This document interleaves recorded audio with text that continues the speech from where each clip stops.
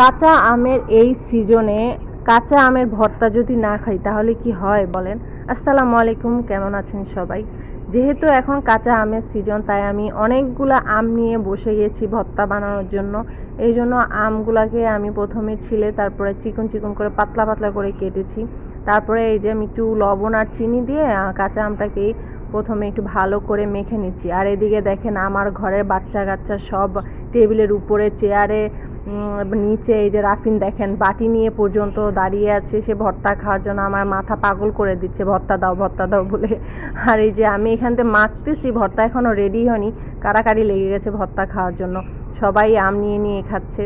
কতটা ভর্তা এবং টক ভালোবাসে আপনারা হয়তো বা দেখেই বুঝতে পারছেন। আমার ফ্যামিলির প্রত্যেকটা মেম্বার টক ভর্তা বলেন, আচার বলেন, সব কিছুই অনেক পছন্দ করে, অনেক পছন্দ করে।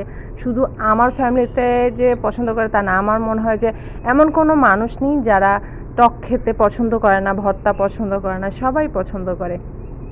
এমন একটা লোভনীয় খাবার কে না পছন্দ করে, কে না খেতে চাইবে।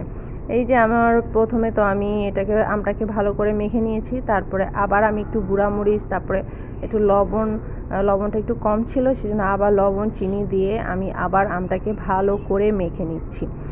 যেহেতু আমার ফ্যামিলিতে এখন আলহামদুলিল্লাহ সবাই আছে মেম্বাররা, মানে ফ্যামিলির প্রত্যেকটা মানুষ আমরা একসঙ্গে এখন আছি, তাই একটু বেশি করেই আমি বানিয়েছি। এই যে দেখুন কেমন কাড়াকাড়ি লেগে গেছে, কার আগে কে খাবে। এমন ভর্তা দেখলে কার না জিভে জল আসে বলেন। আজকে এই পর্যন্তই, সবাই ভালো থাকুন, সুস্থ থাকুন, আল্লাহ হাফেজ।